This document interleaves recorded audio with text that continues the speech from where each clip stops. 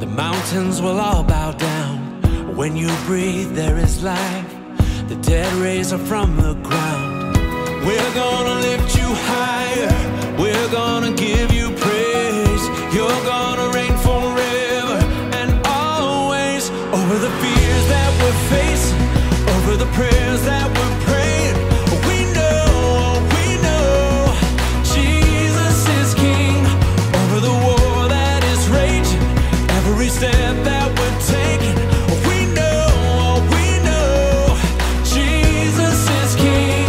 Over the war that is raging, every step that we're taking, we know Jesus is King. We're gonna lift you high, Jesus is King. We're gonna give you praise, yeah, Jesus is King. Forever you will reign, oh, Jesus is King. Jesus is King. 가슴에 손을 얹고 저를 따라해 주시겠어요? 하나님은 나를 사랑하십니다. 하나님은 나를 사랑하십니다. 나는 그 사랑을 신뢰합니다. 나는 그 사랑을 신뢰합니다. 나는 어린 양 예수 그리스도를 따를 것입니다. 나는 어린 양 예수 그리스도를 따를 것입니다. 주 예수여 오시옵소서. 주 예수여 오시옵소서.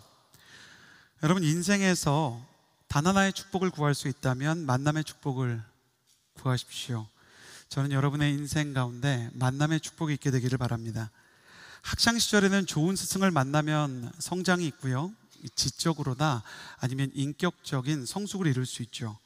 또 탁월한 리더나 상사를 만나면 일의 보람이 있고 또 일의 성취가 있을 것입니다. 또 좋은 연인이나 배우자를 만나면 그 마음이 행복해지죠. 여러분의 인생에 이처럼 좋은 스승, 좋은 리더, 좋은 연인을 만나는 축복이 있게 되기를 예수님의 이름으로 축복합니다. 그 모든 만남 중에 최고의 만남은 하나님과의 만남입니다. 하용조 목사님은 구원이란 무엇인가를 이야기할 때 구원은 하나님과의 만남입니다. 예수 그리스도를 만나고 하나님을 만난 사람은 그 인생의 BC와 AD가 같을 수가 없습니다. 그 인생 가운데 슬픔 속에서 기쁨이 탄생하기 시작하고 어둠 속에 빛이 비추기 시작하고 그리고 그의 인생의 냉랭해진 마음 속에서 오히려 사랑이 움틀 수 있다는 것입니다. 그래서 우리 크리스천들의 목표는 하나님을 만나는 것이고 구원은 하나님과의 만남을 더 풍성히 누리는 것이라고 하 목사님께서는 여러 번 말씀해 주셨어요. 그런데 어떻게 하면 신앙생활을 하면서 하나님을 더 가까이 만나고 하나님과 더 깊은 관계를 쌓아갈 수 있을까요? 오늘 하나님을 충분히 만나고 그의 인생 가운데 하나님과 동행했던 여호수아의 마지막 유언 또는 고별 설교를 통해서요, 이 여호수아의 유언을 통해 하나님과 나 사이에 뭔가가 있으려면 이라는 제목으로 이 주제에 대해 나눠보고자 합니다. 첫 번째로 나눌 것은요 15절 말씀인데요, 15절 말씀 같이 한번 읽어보았으면 좋겠습니다. 함께 읽겠습니다. 시작. 그러나 만약 너희 마음에 여호와를 섬기는 일이 내키지 않으면 그때는 너희 스스로 누구를 섬길 것인지, 너희 조상들이 강 건너에서 섬겼던 신들이든 지금 너희가 살고 있는 이 땅의 아모리 사람의 신들이든 오늘 선택하라. 나와 내 집은 여호와를 섬길 것이다. 아멘. 주님과 나 사이에 뭔가가 있으려면 오른손을 가슴에 대고 저를 따라해 주시겠어요? 주님만을 섬기기로 결단해야 합니다. 주님만을 섬기기로 결단해야 합니다. 여호수아는 고별 설교를 하면서 여러분이 무엇을 선택하든지 내가 그걸 막지 않겠습니다. 우상을 섬기든 아니면 하나님의 법을 떠나든 여러분에게 선택의 자유가 있지만 나와 내 집은 여호와를 섬길 것입니다. 이렇게 얘기합니다. 물론 이 고백이 지금까지 여호수아가 하나님의 살아계심을 경험했고 하나님께서 자신을 선대하시며 은혜를 주셨기 때문에 그 은혜의 나이테를 부정할 수 없어서 나는 하나님을 부정할 수 없고 부인할 수 없고 등질 수 없소 라는 의리처럼 생각이 되지만 이 고백은 많은 은혜를 받았기 때문에 그저 의리와 신의를 지키겠다는 수준의 고백과는 다른 것입니다. 물론 그분이 나에게 은혜를 주셨기 때문에 내가 그분을 알게 되었지만 그 은혜 속에서 보니 하나님 외에 다른 신이 없더라. 그분 외에 다른 신이 없기 때문에 헛된 우상에게 무릎을 꿇을 수 없다. 오직 하나님만이 유일하시고 그분이 우리를 인도하시는 것 외에는 길이 없다.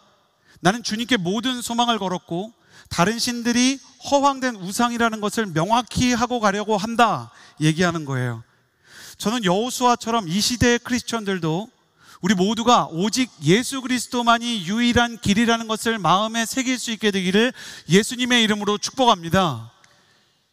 좀 의아하게 생각될 거예요. 아니 그럼 뭐 무슨 다른 길이 있겠습니까? 라고 생각하시겠지만 여러분 저를 보세요. 그리고 제가 한 일종의 예언을 하겠습니다. 여러분 이제 10년이 지나고 20년이 지나고, 아니 그보다 좀 더 빨리 3년 5년이 지나면 예수님을 섬기면서도 다른 신들을 통해서 구원받을 수 있다라고 생각하는 사람들이 늘어나게 될 겁니다. 제가 미국에 가고 유럽에 가서 크리스천 청년들을 만나보고요, 또 해외에 있는 분들을 만나보니까 기독교 신앙의 근본인 예수 그리스도의 유일성이 흔들리는 종교다원주의의 중독이 점점 밑바닥부터 스며들고 있더라고요. 아이들부터 이 교육과정에서 하나의 길이라는 건 없고 절대적인 진리도 없고 절대적인 신도 없다라는 가르침이 아이들의 교육과정에 스며들어 있다 보니까 은근히 종교다원주의가 들어오게 되는 거예요. 어떤 종교든 참되게 믿기만 하면 구원을 얻을 수 있는 가능성이 있다. 여러분 이 종교다원주의에 대해서 어떻게 생각하십니까? 제가 의외의 이야기를 좀 해드릴게요. 만약에 종교다원주의가 실제로 가능한 어떤 종교로든 하나님께, 여호와 하나님께 가는 길이 있다면요, 제일 좋아할 분은요 의외로 하나님이십니다. 왜냐하면 하나님 입장에서 종교다원주의처럼 여러 가지 길이 있다고 하면 최소한 예수 그리스도 자신의 아들을 십자가에 못 박아 죽이지 않아도 되기 때문입니다. 여러분이라면 다른 길이 있는데 자기 자식과 자기 아들, 여러분의 가족을 십자가에 못 박아 죽게 하는 그 끔찍한 선택을 하겠습니까? 예수님이 십자가에 달려서 고문당하고 죽이지 않아도 사람들을 구할 길이 있다면 하나님께서는 그 길을 여지없이 우리에게 열어줄 것입니다. 그러나 예수 그리스도께서 십자가에 달려 돌아가셨고 하나님께서 그 일에 대해서 동의하셨다는 것은 하나님께는 최후의 선택이며 최악의 선택이었던 이것이 우리를 위한 유일한 길이라는 것을 보여주는 거예요. 이 길밖에 없기 때문에 하나님은 눈물과 아픔과 절규에도 불구하고 그 아들을 우리에게 보내셨고, 이 최후의 선택 때문에 최악의 길인 십자가가 오히려 우리를 향한 유일한 길이라는 것을 역설적으로 증명하게 되는 것입니다. 신학자들 가운데서도 종교다원주의를 지지하는 분들이 계세요. 서구 사회의 유럽의 목사님들 중에서, 또 자유주의 목사님들 중에서 예수님 외에 다른 길이 있는 것을 암시적으로 상징적으로 은근히 이야기하는 분들이 계세요. 저는 그 신학자분들에게 오히려 물어보고 싶어요. 당신이라면 다른 길이 있는데 자식을 죽이겠는가? 그 아들을 죽음으로 몰아넣는 선택을 하신 하나님께는 그것이 최악의 선택일 수밖에 없기 때문에 하나님께서는 최후의 수단으로 유일한 그 길을 선택할 수밖에 없었다. 우리는 하나님께서 하나뿐인 아들을 희생시킨 최악의 선택으로 놓여진 유일한 구원의 선로를 보고 있는 것입니다. 그러므로 기억하십시오. 아들을 못 박으신 아버지 하나님의 슬픔과 비통함과 눈물을 생각할 때 예수 그리스도 외에 다른 구원의 길은 없고 그분 외에 다른 구원자가 없으며 하나님께서 보내신 예수님 외에 우리가 하나님을 알 수 있는 길이 없음을 분명히 합니다. 사랑하는 여러분, 종교다원주의의 물결이 여러분의 자녀를 습격할 때, 여러분의 신앙이 깨어서 여러분도 여러분 자녀에게 나와 내 집은 여호와를 섬기겠노라 라고 말할 수 있는 견고한 신앙, 선명한 믿음을 가지게 되기를 예수님의 이름으로 축복합니다. 세상 사람들이 다 그 길을 떠나도, 말씀 일부분을 허물려고 해도 그래도 나는 여호와의 길을 따라가겠다 라고 말하는 거예요. 그분밖에 길이 없다는 것을 나는 끝까지 지킬 것이다. 자, 그렇다면 주님만이 유일한 길이신 것은, 목사님 제가 모태신앙이라 일단 알겠는데요, 그런데 그분을 섬기고 그분과 좋은 관계를 맺는다는 것은 어떤 것인가요? 사실 여호수아는 하나님을 섬기면서 하나님이 유일하다는 사실을 확인해 갔습니다. 예수 그리스도를 섬기면서 예수 그리스도의 살아계심을 우리 각 사람이 온전히 알게 되는 것입니다. 관계를 통해서 그 사람에 대해 더욱 알게 되듯이 우리는 예배와 섬김을 통해 누군가에 대해서 명확하게 알아가는 것이죠. 그러면 어떻게 주님과의 관계를 돈독히 하는 섬김과 교제와 관계의 시간을 쌓아갈 수 있을까? 저는 몇 해 전에 온누리교회에서 있었던 목회자 사관학교를 통해 하나의 노하우를 알게 됐어요. 우리 온누리교회는 새해가 되면 온누리교회 모든 목회자들이 모여서 목회자 사관학교라는 걸 하거든요. 몇 해 전에 유기성 목사님이 오셔서 선배 목회자로서 본인의 신앙생활을 나눠주시는데 은퇴가 얼마 안 남았다는 거예요. 근데 목사님께서 은퇴를 앞두시고 대부분의 목회자들은 이제 70세가 되면 목회 현업에서 다 떠나서 한 걸음 물러선 은퇴 목회자가 되어야 하기 때문에 은퇴를 앞두고 있는데 묘한 긴장감과 심지어 두려움이 느껴졌다라는 얘기를 하는 거예요. 그러고 나서 잠시 머뭇머뭇하시니까 저희가 이제 목사님을 존경하니까 저렇게 믿음이 좋으시고 예수님을 따르신 분이 왜 저렇게 마음 가운데 긴장감과 두려움이 느껴졌다라고 말하시는가 얘기를 들어보니까 공감이 되는 거예요. 목회를 할 때는 목회 일정이 있잖아요. 만나야 되는 사람이 있고 설교해야 되는 스케줄이 있고 사역의 스케줄이 있으니까 그러니까 사역을 하면서 목회를 하면서 그분에게 나아가는 것이 나에게 주어진 루틴이고 나에게 주어진 통로였는데 이제 은퇴 목회자가 되면 목회 일정들도 현저히 줄어들고 해결하고 책임져야 하는 사역의 통로도 줄어들기 때문에 사역을 위한 기도도 이전보다 많이 할 필요가 없고 목회 일정도 줄어든다는 거예요. 나에게 사역적으로 아무 일정도 없고 목회적으로 돌볼 양들도 없다면 목사님께서 이런 의문이 드셨대요. 그때도 내가 지금처럼 치열하게 하나님 앞에서 기도할까? 사실 목회자로서 돌볼 사람이 있기 때문에 목회자들의 신앙이 강해지는 측면이 있습니다. 청년 리더십들도 해야 되는 사역이 있기 때문에 그 사명감으로 견디고 버틸 때가 있는 거죠. 그런데 은퇴하게 되면 지금처럼 내가 주님 앞에서 시간을 보내고 또 치열하게 하나님 앞에 머무를까? 그래서 자기 영혼에 대한 스스로 지키기 위한 의심을 하면서 은퇴가 다가올수록 하나님 앞에 홀로 머무르는 시간을 계속 훈련하고 계시다는 거예요. 그러면서 저희에게 경고하시기를 하나님과의 친밀함이 없는 목회자에게 사역의 중단은 공포가 될 것입니다. 이렇게 말씀해 주셨어요. 수많은 예배자들이 주일 예배가 끝나고 월요일부터 일상으로 돌아가면 예배를 인도하는 목회자와 찬양팀이 없기 때문에 일상의 예배가 무너지곤 합니다.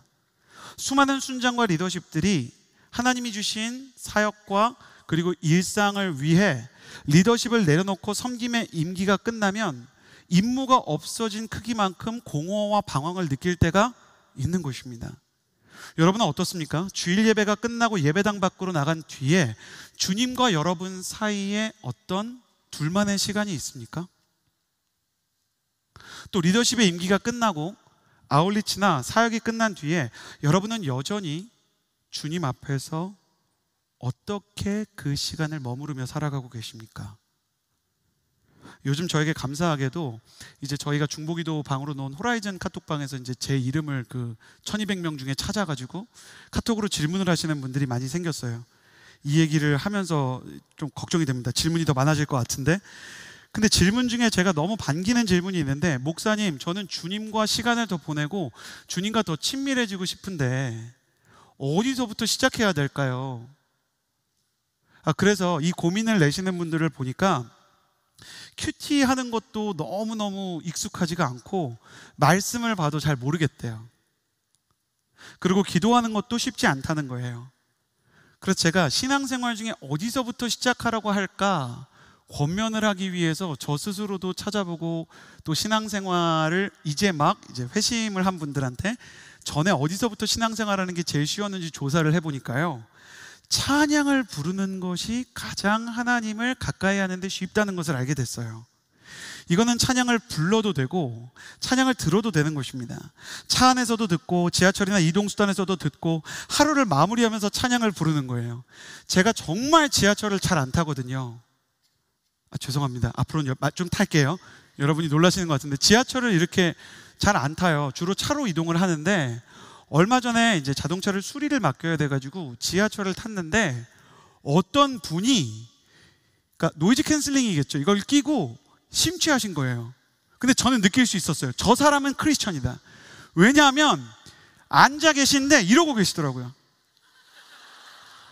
그러니까 이분은 분명히, 난 너무 궁금했어. 무슨 찬양 듣고 계세요? 그런 컨텐츠 너무 하고 싶은 거예요. 근데 저도 샤이한 게 있기 때문에 너무 놀라실까봐 차마 물어보지는 못했어요. 이제는 어디에서나 하나님을 찬양하는 찬양을 들을 수 있는 길이 열렸습니다. 차 안에서든 지하철에서든 하루를 마무리하고서든 여러분이 어디서나 여러분의 찬양을 인도할 수 있는 최고의 찬양들을 만날 수 있는 시간이 열렸어요. 저는 그래서 여러분을 축복합니다. 찬양을 통해 여러분의 차 안과 여러분의 침실과 여러분의 출근길이 지성소가 되기를 예수님의 이름으로 축복합니다. 화날 때 찬양을 들으세요. 누가 미울 때 찬양을 들으세요.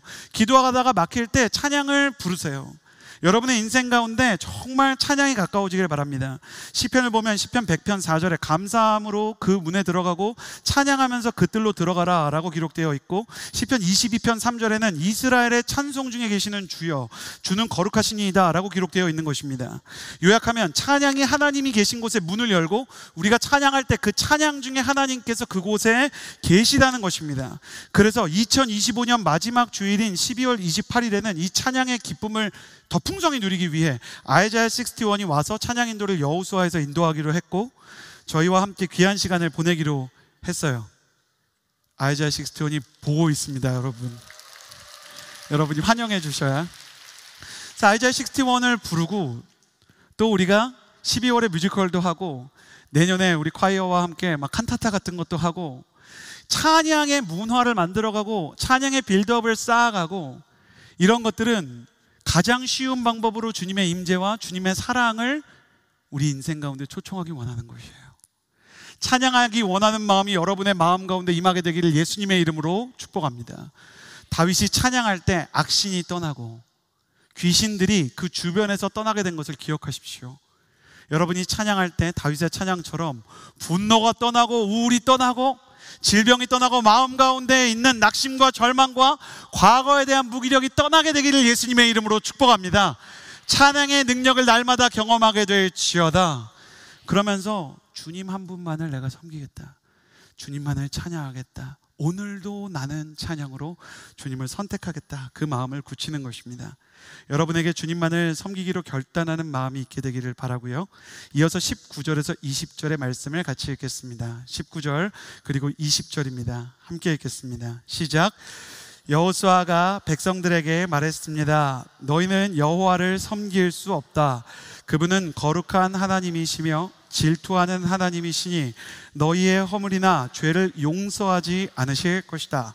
만약 너희가 여호와를 버리고 이방의 신들을 섬기면 그분이 너희에게 잘해주셨다 할지라도 돌이켜 너희에게 재앙을 내리고 너희를 죽이실 것이다. 아멘. 자, 가슴에 손을 얹고 저를 따라해 주시겠어요? 주님과 나 사이에 무언가가 있으려면 언제나 내가 넘어질 수 있음을 인정해야 합니다. 여호수아가 나와 내 집은 여호와를 섬기겠습니다 그랬더니 이스라엘 백성이 우리도 주님을 섬기겠습니다. 여호수아가 가진 신앙의 고백이 전염이 되고 여호수아 마음속에 있는 이 예배의 정서가 다른 사람들에게 영향을 끼치게 된 거예요. 여러분, 행복학을 연구하시는 서울대학교의 최인철 교수님이요, 인간이 가장 빨리 전염시키는 것은 사상도 아니고 질병도 아니고 정서라는 것을 증명해낸 바가 있었어요. 그래서 왜 어떤 사람이 들어오면 갑자기 회사에서 분위기가 싸해질 때가 있잖아요. 그리고 우리가 정말 어떤 사람이 너무 백화점에서 막 화를 내고 소리를 지르면 갑자기 그 분위기가 다 얼어붙는 게 있잖아요. 정서와 영적인 것들이 전염이 일어나는데요, 나쁜 것만 그런 게 아니에요. 우리가 온전한 믿음, 주님만을 섬기기로 작정한 예배의 심령을 가지고 있잖아요. 그럼 다른 사람들의 마음까지 바뀌는 겁니다. 저는 여러분의 인생 가운데 여러분의 예배 때문에, 여러분이 가지고 있는 성령님에 대한 갈망 때문에, 여러분이 하는 찬양 때문에 여러분 주변과 가정이 모두 살아나게 되는 역사가 있게 되기를 예수님의 이름으로 축복합니다. 특별히 사도행전 16장 31절에 기록되어 있는 것처럼 주 예수를 믿으라, 그리하면 너와 내 집이 구원을 얻으리라 말씀하신 그 일이 여러분의 가정, 특별히 부모님이 예수님 믿지 않는 형제들이 교회를 떠난 가정에 임하게 되기를 예수님의 이름으로 축복합니다. 그러나 그렇게 여호와를 따르겠다라고 이야기하는 이스라엘 백성에게 여호수아는 만약 너희가 여호와를 버리고 이방의 신들을 섬기면 이라는 가정법, 만약이라는 단어를 사용합니다. 여호수아가 만약이라는 가정법을 쓴 것은 앞서 나눈 것처럼 여호수아 세대가 구약성경 전체에서 손꼽힐 정도로 수준이 높은 하나님만을 섬기고 하나님께 충성하는 시대였기 때문입니다.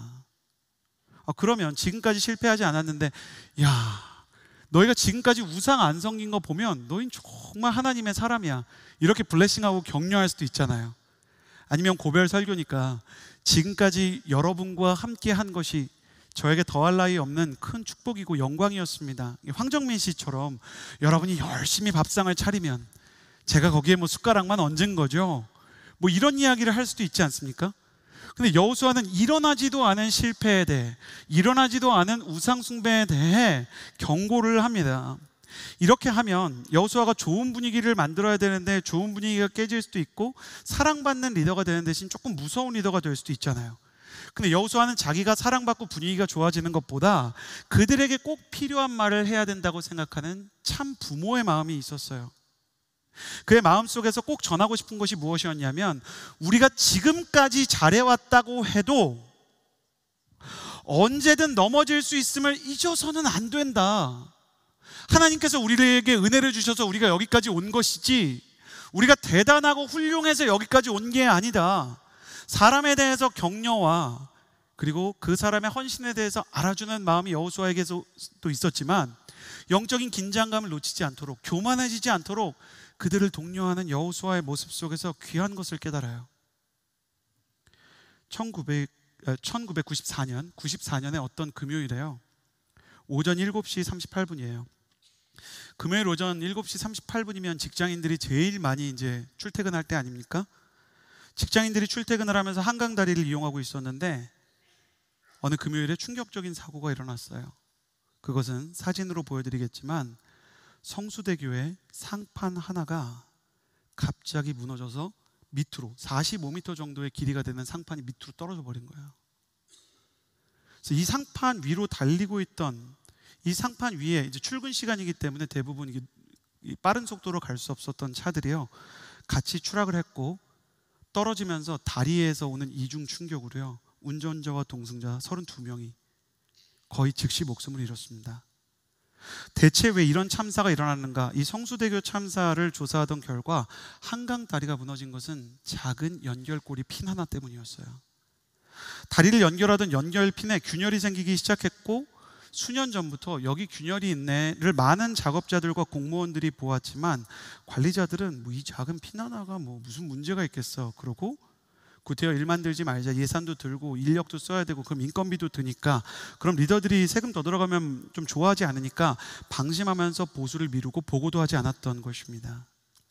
지금까지 매일매일 너무 견고하게 버텨왔기에, 나에게 너무 익숙한 일이었기에 굳이 점검하며 수리하지 않아도 된다는 방심이 많은 사람의 생명을 앗아가게 된 것이에요. 사랑하는 여러분, 이처럼 지나온 날들에 대한 자부심이나 아니면 반복된 익숙함이 방심을 불러올 수 있고 그 방심이 큰 화를 불러올 수 있다는 것을 잊지 말아야 합니다. 성경은 잠언 16장 18절에서 교만은 패망의 선봉이요 거만한 마음은 넘어짐의 앞잡이니라 라고 말합니다. 그래서 우리는 나의 신앙에 대한 교만을 내려놓아야 합니다. 아울리치를 갈 때도 이전에 내가 아울리치에서 했던 경험이나 거기에서 경험했던 노하우들도 어느 정도는 내려놓는 거예요. 예배팀을 섬기든 순장을 섬기든 저처럼 목회자를 섬기든 아니면 여러분이 누군가를 상담하든 과거에 내가 잘 해왔던 경험을 의지하는 것이 아니라 하나님께서 오늘 우리에게 새 은혜를 주셔야만 살 수 있다는 그런 하나님 앞에서 겸손한 마음을 가져야 합니다. 유대인들은 아이에게 겸손을 가르칠 때 허기라고 가르친다고 합니다. 오늘 아무리 밥을 많이 먹어도 내일이 되면 다시 배가 고픈 것처럼 겸손함은 영혼의 허기와 같아서 그 겸손함을 잃어버린 사람은 신체가 고장나 허기를 깨닫지 못해 밥을 먹지 못하고 죽는 사람과 같다라고 가르친다는 것이에요. 그래서 여호수아는 지금까지 우리가 충성스러운 신앙생활을 물론 했고 충만한 은혜도 많이 경험해서 영적인 정점에 있지만 그래서 더욱 오히려 다가오는 내일을 영적인 긴장감과 겸손함으로 맞이하라고 하는 것입니다. 사랑하는 여러분, 여러분의 인생 가운데 영적인 겸손함이 허기처럼 매일매일 반복되기를 주님의 이름으로 축복합니다. 오늘도 은혜가 아니면 살 수 없습니다. 오늘도 하나님께서 나를 붙들어 주시지 않으면 살 수 없습니다. 오늘도 내 인생에 작은 방심 하나가 화를 불러올 수 있기에 내가 주님 앞에서 기도하고 예배함으로 하루를 시작합니다 라고 말할 수 있는 사람이 되기를 예수님의 이름으로 축복합니다. 이 겸손함이 없는 인생, 방심으로 가득 찬 인생은 잠든 믿음과 같은 것이에요. 여러분, 믿음이 다 똑같은 것 같지만 신약 성경은 깨어있는 믿음이 있고 잠들어 있는 믿음이 있다고 이야기합니다. 잠들어 있는 믿음은 은혜의 때가 와도 남들 은혜 받을 때 은혜를 못 받아요. 천지사방에서 다 은혜를 받는데 나만 미녀와 야수의 거꾸로 이렇게 플러스키 씌워진 장미꽃처럼 그들과 영적인 접점이 없는 것 같은 무감각을 느끼는 거예요. 또 한편으로는 사단이 아무리 와서 영적인 공격을 해도 그는 자신이 공격받고 있다는 사실을 모른 채 속게 됩니다. 전에 해외에서 신앙생활을 하던 어떤 집사님을 만나게 됐는데 집에 도둑 든 이야기를 해주시는 거예요. 한국은 요즘에 도둑 드는 분이 이렇게 많지 않잖아요. 그래서 너무 흥미진진하게 듣기 시작했어요. 이분 집이 3층 단독주택인데 미국에서 상당히 부유한 집이에요. 근데 1층에 도둑이 들었었대요. 이렇게 방범장치를 교체하는 시즌에 기가 막히게 도둑이 찾아와서 방범장치도 울리지 않았대요. 근데 이 도둑분이 얼마나 훌륭하신지, 이분이 얼마나 기술이 뛰어나신지, 약간 조금 제 모니터를 줄여주셔도 될 것 같습니다. 이렇게 사운드에 예민한 분들이 피드백 때문에 조금 어려워하시는 것 같아서요. 도둑이 이렇게 하도 훌륭하셔가지고, 뛰어나셔가지고 이분이 다녀가신 줄을 몰랐대요. 근데 어떻게 알았는지 아십니까? 경찰이 와서 보석을 돌려주면서 이거 선생님 거 아닙니까? 하시더래요.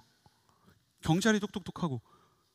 그래서 경찰이 없어진지도 몰랐던 보석을 가져오니까 너무너무 신기해서 이걸 어떻게 가지고 계시냐고 했더니 도둑을 잡았더니 미처 처분하지 못한 보석이 나왔는데 어디서 훔쳤냐 그러니까 이 집사님 집에서 훔쳤다고 실토해서 가져왔대요.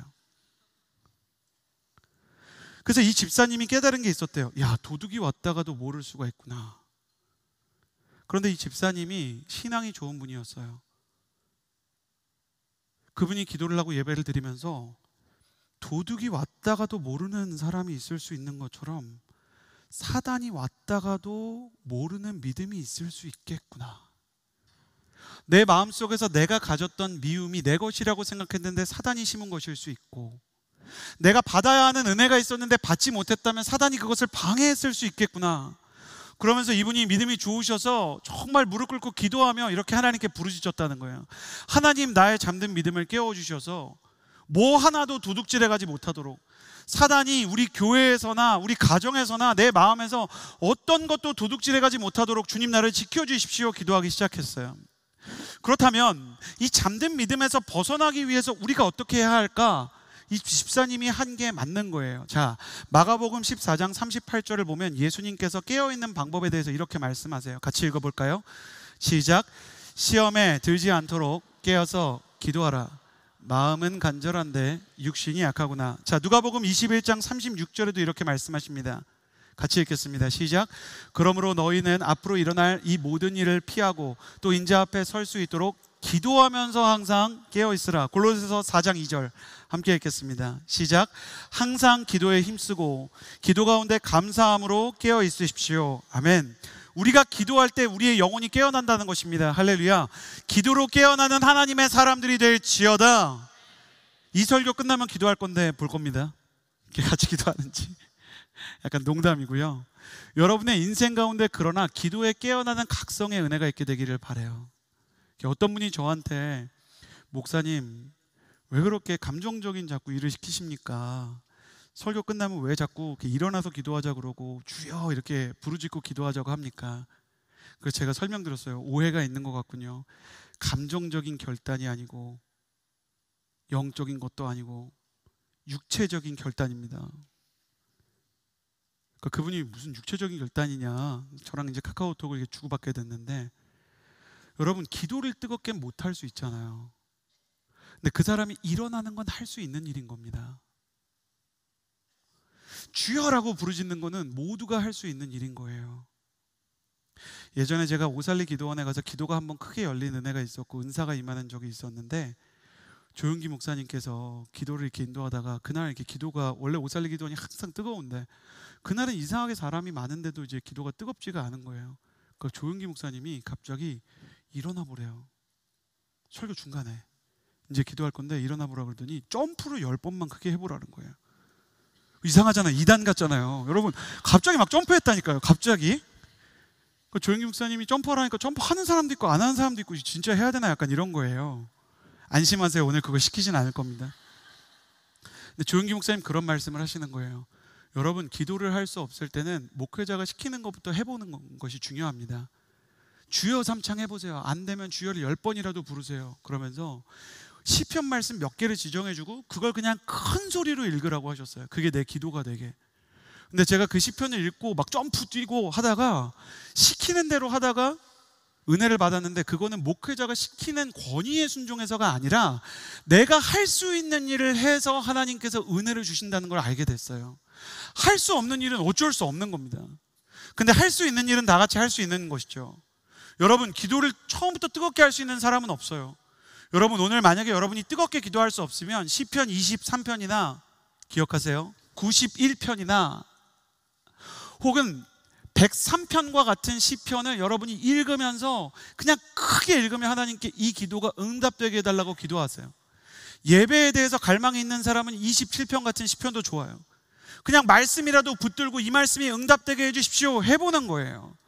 여러분 할 수 있는 것을 다해. 혈루병 앓는 여인이 손가락을 댔던 것처럼 자신이 주님께로 나아가기 위해 무엇이라도 할 수 있는 것을 하면 주님께서 그 걸음 가운데 은혜를 주실 때가 얼마나 많은지요. 시험에 들지 않도록 깨어서 기도하라고 말씀하신 주님 앞에 일어나고, 기도하면서 항상 깨어있으라 라고 말씀하신 주님 앞에서 주여라고 부르짖으며, 기도를 계속하고 기도의 감사함으로 깨어있으라고 말씀하셨기 때문에 기도의 자리를 향해서 나아가는 여러분이 되기를 예수님의 이름으로 축복합니다. 그래서 오늘 올해 연말부터 깨어있을 수 있는 기도의 자리를 저희가 이제 마련하게 된 거예요. 원래도 있었지만 저희 여호수아가 매주 금요일마다 샤우트 기도회라는 걸 하고 있었거든요. 그런데 최성민 목사님이 좋은 아이디어를 낸 거예요. 이 기도회를 공동체별로 하는 것도 너무 의미가 있는데 서빙고 양재 양쪽에 공동체 연합으로 조금 더 많은 청년들이 모여서 더 뜨겁게 한번 기도의 훈련을 해보자. 그래서 목사님의 의견을 들으면서 마음에 이게 정말 주님 기뻐하시는 일이겠다 생각이 들어서 저희가 다 같이 회의하고 상의하고 기도한 후에 12월 첫째 주 금요일부터 대학 청년부 연합 기도회 라이브를 신설하게 되었고요. 더 깊은 찬양과 더 뜨거운 기도의 자리를 마련하기로 저희가 약속을 하게 되었어요. 서빙고는 연합해서 서빙고에서 드리니까 강 건너 가지 마시고요. 우리 양재 대청은 금요일 저녁 8시에 기쁨몰에서 기도하니까 이번 주까지는 이제 샤우트 하시고 다음 주부터는 그곳에 오셔서 한 해를 보내며 또 다른 한 해를 맞이하는 기도의 시간을 쌓아가면 좋겠어요. 특별히 How to Pray, 이렇게 기도하라 라는 주제로 4주간 진행되기 때문에 여러분에게 찾아온 기도의 기회를 통해 여러분의 영혼이 깨어나는 은혜가 있게 되기를 예수님의 이름으로 축복합니다. 여러분의 기도가 날마다 뜨거워지게 되기를 예수님의 이름으로 축복합니다. 여러분의 기도가 최소한의 할 수 있는 것들을 하면서 주님 앞에 은혜를 통해 더욱 성장하게 되기를 예수님의 이름으로 축복합니다. 기도를 통해 넘어질 수 있음을 알고 사단이 내게 다가왔을 때 감지하여 영적 긴장감을 유지하고 오는 사단 내쫓고 내게 부어주시는 은혜 놓치지 않는 하나님의 사람들이 될지어다. 기도의 역사가 일어나게 될 것을 믿습니다. 기도의 은사가 더해지게 될 것을 믿습니다. 기도하는 사람이 세워지게 될 것을 믿습니다. 할렐루야. 기도하는 사람이 될지어다. 기도하는 아버지로 준비될지어다. 기도하는 어머니로 빚어질지어다.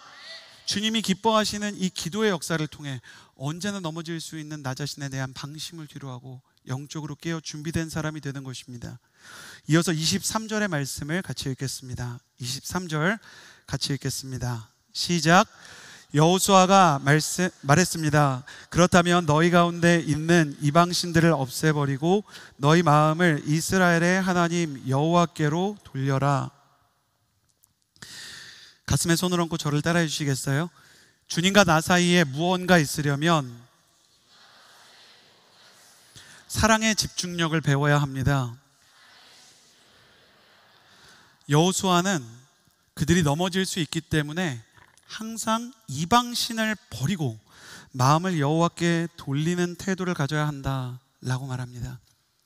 특별히 여호수아는 아직 그들이 섬기지도 않은 앞으로 그들을 그러나 공격하게 될 이 가나안 땅의 우상에 대해 경고하면서 우상을 버리지 않으면 안 된다를 계속 반복합니다. 왜냐하면 여러분, 오른쪽으로 가면서 동시에 왼쪽으로 갈 수 없는 거잖아요, 그죠?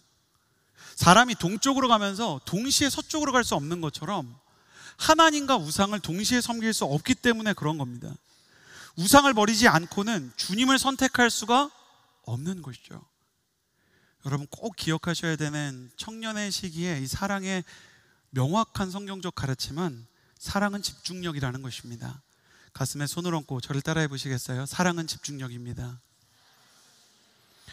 솔로몬에 대한 기록을 보면 700명의 왕비가 있었는데요, 솔로몬에게 이제 700명의 아내가 있는 거예요. 이걸로도 모자라서 1000명 채우려고 300명의 첩을 더했대요. 그러니까 하루에 한 명의 배우자와 침실을 공유한다고 치면 오늘 만난 사람이랑 거의 3년 뒤에 만나게 되는 거예요.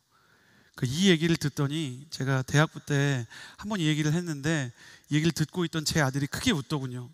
그래서 제가 이게 이 아이의 꿈인가? 막 이러면서 막 그랬더니 왜 웃었냐? 라고 얘기했더니 아들이 한 말이 되게 마음에 와닿았어요. 아빠, 그렇게 많은 사람을 사랑하는 거는 사실 아무도 사랑하지 않는 거야. 근데 어린아이가 단순하기 때문에 더 힘이 있다는 생각이 들었어요. 사실 모두를 사랑한다는 거는 누구도 사랑하지 않는 것입니다. 저는 결혼을 했어요. 근데 제가 만약에 아내한테 이렇게 말한다고 합시다. 여보, 나는 당신을 너무 사랑해요. 내가 한 달 30일 중에 29일 동안 당신을 최선을 다해 사랑할게요. 근데 한 달에 딱 하루만 다른 여자랑 놀다 올게요. 29일은 당신만 사랑할게요. 자매님, 이러면 아내들이 감동할까요? 벌써 우리 MC들 보니까 표정이 사나워졌어요.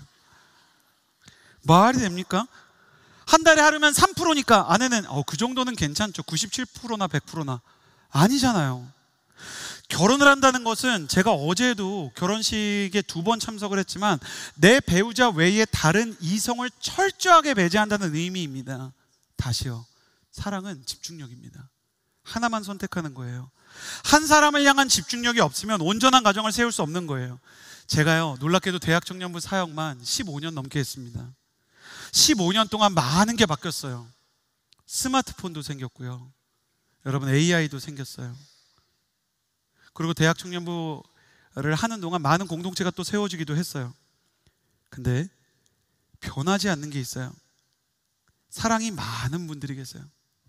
이 여자 저 여자 다 레스토랑 데려가는 형제님이 계시고, 이 남자 저 남자 다 공원에서 산책하시는 분들이 계속 나타나세요.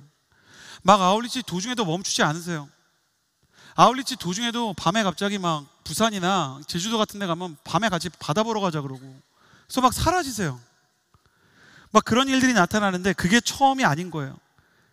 그래서 한 번은 제가 폴투 대학부를 담당할 때인데 막 그런 일이 있었다 이렇게 얘기를 하니까 그 얘기를 듣는 어떤 자매님이 걔는 사랑이 많은 아이인 걸까요? 이렇게 물어보시더라고요. 그건 사랑이 많은 게 아니라 정신질환이 있는 겁니다.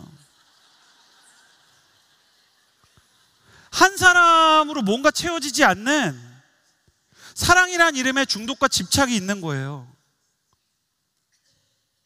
여러분, 왜 한 시즌에 여러 사람을 만나고 계시나요? 왜 사귀지 않는 사람을 굳이 좋은 레스토랑으로 데려가시나요? 여러분, 세븐일레븐 너머에 다옴이라고 있어요. 그 정도 사역 회의하면서 드세요. 꼭 드셔야 되면. 김밥, 참치김밥 정도.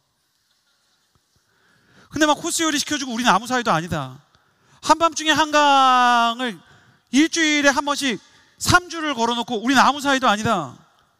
아무 사이도 아닌데 그럼 왜 야밤에 그렇게 걸으셨나요?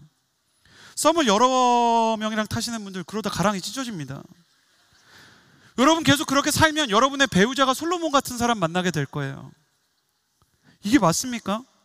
사랑은 집중력입니다. 돋보기로 햇볕의 초점을 한 곳으로 모아야 종이가 비로소 타오르기 시작하는 것처럼 집중되지 않은 산란된 빛을 가지고는, 산란된 사랑을 가지고는 아무것도 할 수 없는 것입니다.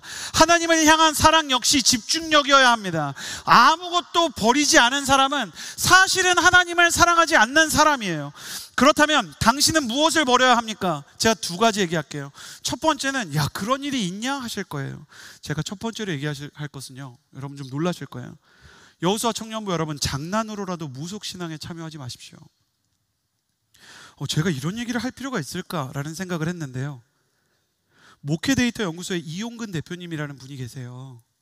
이분이 매년 목회데이터를 연구해서 그 한국교회 컨텐츠, 한국교회 트렌드에 대해서 책을 펼쳐내시는데 수많은 목회자들에게 도움이 돼요.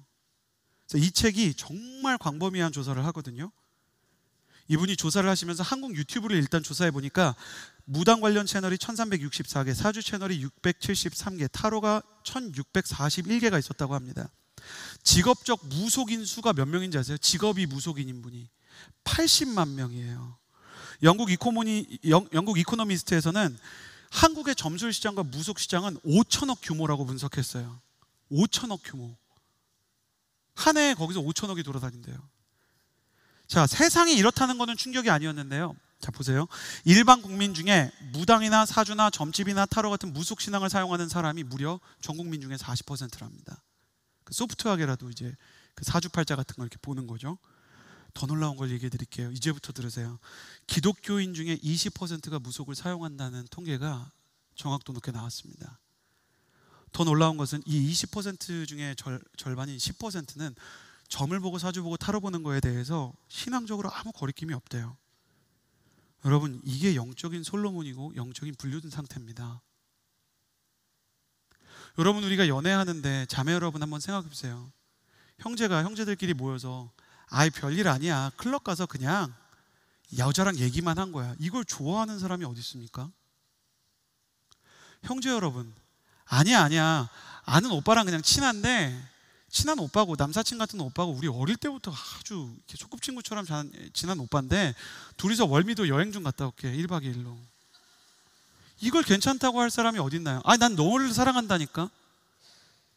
여러분, 무속신앙을 쓰면서 하나님을 섬기는 것이 이러한 상태에 있는 것이에요. 전 지금 여러분에게 블러핑을 하는 게 아닙니다. 여러분, 이 상태를 정리하지 못하면 여러분은 분명히 천국에 들어가지 못하게 될 것이에요. 여러분, 왜 이용근 대표님이 무속을 사용하는지를 봤더니 즉각적인 응답과 즉각적인 평안이 있대요. 여러분, 가장 빠르게 행복과 기쁨과 쾌락을 느낄 수 있는 방법은 마약을 하는 겁니다. 그럼 행복을 위해서 마약을 쓰는 인생이 장기적으로 정말 평안할 수 있을까요? 여러분에게 무언가 즉각적인 응답을 하는 존재가 사단이라면 여러분은 고리대금업자나 조직폭력배 사채업자한테 돈을 빌린 것과 같은 인생이 될 거예요. 여러분, 결혼을 하려고 하다가도 배우자가 갑자기, 예비 배우자가 나 사실 사채빚이 10억 있어, 그러면 우리가 망설여지잖아요. 이처럼 우리 인생 가운데 가지 말아야 하는 길이 있는 것입니다. 저는 이 말씀에 뜨끔한 분이 있다면 오늘 당장 끊을 수 있게 되기를 예수님의 이름으로 축복합니다. 그 길에서 지금으로라도 돌이킬 수 있게 되기를 바라고, 여러분이 그 근처로도 가시지 말기를 예수님의 이름으로 축복합니다. 무속신앙을 뒤로 해야 된다. 또 다른 뒤로 해야 되는 것이 있어요. 죄를 뒤로 해야 합니다. 무속신앙과 달리 오해하지 마십시오. 죄가 있다고 구원을 못 받는 것은 아닙니다, 성경적으로.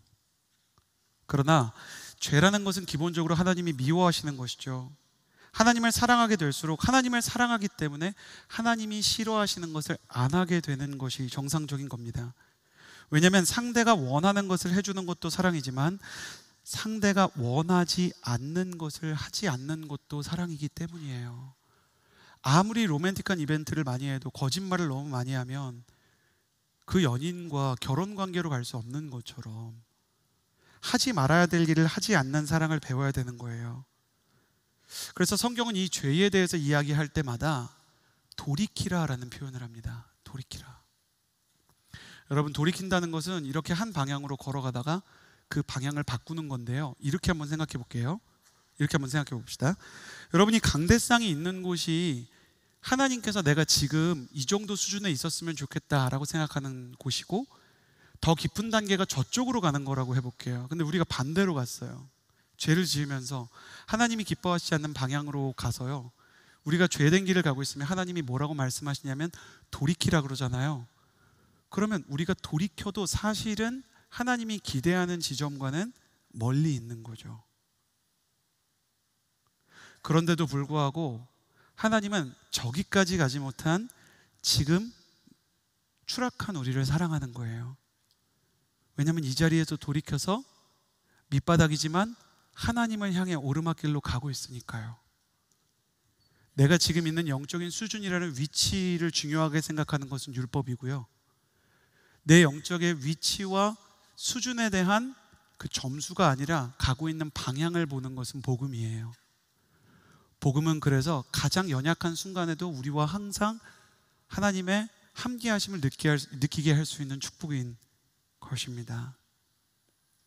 제가 11월 한 달간 로비에서 기도를 해드리고 있는데, 형제들 중에 몇몇 분이, 적지 않은 분들이셨어요. 꽤 많은 분들이 자신이 성적인 중독을 가지고 있고, 또 도박적인 중독이나 아니면 다른 미디어 중독 때문에 하나님이랑 너무 멀어졌다고 얘기를 하는 거예요. 근데 형제들이니까 얘기하는 패턴을 보면 그 사람이 정말로 이성적인 게 느껴지거든요. 근데 얘기하다 중간에 정말 어린애처럼 울기 시작하는 거예요. 제가 이 중독에 빠져서 목사님, 말을 잇지 못하고 울고, 전 정말 여기서 돌이키고 싶은데, 같은 형제니까 제부야 그분들을 안아주면서 기도하는데 저도 마음이 아프고 막 눈물이 나는 거예요. 이분들 얼마나 힘들까. 그런데 안아줄 때마다 주님이 주시는 마음이 있어요. 그게 뭐냐면, 이 목사, 이 아이가 나를 사랑하고 있다는 것을 내가 안다는 주님의 음성이에요. 이 목사, 이 아이가 나를 사랑하고 있는 애야. 그런데 지금 이 사람은 음란물 중독에 빠져 있잖아요. 지금 이 사람은 도박 중독에 빠져 있고, 주식을 하든 무엇을 하든 투자를 하든 이거는 막 자기가 통제할 수 없는 수준으로 가족들까지 막 근심할 정도로 무너져 있어서 자기가 사랑하는 사람도 아프게 하고 하나님도 아프게 하는 게 너무 가슴이 아픈데, 하나님은 그래도 이 사람을 너무 사랑하신다는 거예요. 특별히 무엇을 사랑하시냐면, 얘는 지금 계속 나쁜 쪽에 있음에도 불구하고 하나님께로 돌이켜서 하나님을 보려고 안간힘을 쓰는 거. 어린아이가 걸음마 하나를 배우기 위해서도 얼마나 많이 넘어져야 되는지 아십니까? 그럼 여러분이라면 여러분 아들, 딸한테 그러실 거예요. 사람이라면 이족 보행을 해야지. 영장류는 원래 이족으로 걷는 거야. 언제까지 사족으로 기어다닐 거니? 안 그래요. 이 아이가 넘어지면 박수치고, 우리 딸, 우리 아들 일어날 수 있어, 다음엔 할 수 있어 하는 거죠. 그 아이의 지금 수준이 거기밖에 안 돼도 거기에서부터 돌이키려고 하는 그 마음을 하나님 보시는 거예요. 사실 그 사람이 그렇게 우는 이유는, 그 사람이 그렇게 가슴 아파하는 이유는 떨어져 있지만 하나님을 사랑하는 마음이 있었기 때문이에요. 낮은 곳에서 떨어지는 것보다 높은 곳에서 떨어진 사람이 충격이 더 크잖아요. 열정이 컸던 사람일수록 권태가 시린 것이고, 사랑을 한 만큼 이별의 아픔이 큰 것입니다. 노인과 바다로 노벨 문학상을 받았던 해밍웨이는 훗날 글쓰기에 슬럼프가 찾아오자 그걸 견디지 못하고 목숨을 끊었죠. 중간고사에서 40점 받던 친구가 30점 받아도 크게 충격받지 않지만, 과학고에서 95점 이상 받던 친구가 80점 받으면 충격받잖아요. 이처럼 어떤 사람이 자기 죄 때문에 너무 가슴이 아픈 것도 사실은 하나님을 너무 사랑하는 마음이 있기 때문에, 하나님을 사랑했던 사랑의 크기만큼 권태의 겨울이 추운 것이고, 하나님과 깊은 관계를 원했던 열정의 침체만큼 비가 거세게 내리는 것처럼 느껴지는 것입니다. 여러분이 이 예배 가운데 여러분의 죄와 침체에 대해 고통스러워하고 있다면, 여러분의 인생 가운데 죄 가운데에서도 여러분 스스로에 대한 한숨이 그치지 않는다면, 당신이 느끼는 권태와 침체의 깊이는 역설적으로 하나님을 향한 사랑의 갈망을 전제하고 있다는 것을 잊지 않으시기를 바랍니다. 당신의 마음을 아시는 주님께서 십자가 보혈과 성령으로 돌이키는 당신을 뒤에서 밀어주시고 끝내 승리하게 하실 거예요. 오늘 우리는 여호수아의 유언을 통해 주님과 나 사이에 무언가 있으려면 어떻게 살아야 할까에 대해 나누었어요. 첫 번째, 주님만을 섬기기로 결단하십시오. 그러면 주님과 나의 관계가 깊어질 것입니다. 언제나 내가 넘어질 수 있음을 기억하고 영적으로 깨어있기 위해 기도하십시오. 세 번째, 사랑은 집중력임을 인정하고 주님이 미워하는 곳에서 가슴이 아프더라도 돌이켜 다시 주님의 이름을 부르십시오. 그렇게 할 때 여러분이 주님을 만나고 주님께서 여러분의 인생 가운데 찾아오시는 은혜를 더 깊이 만날 줄을 믿습니다.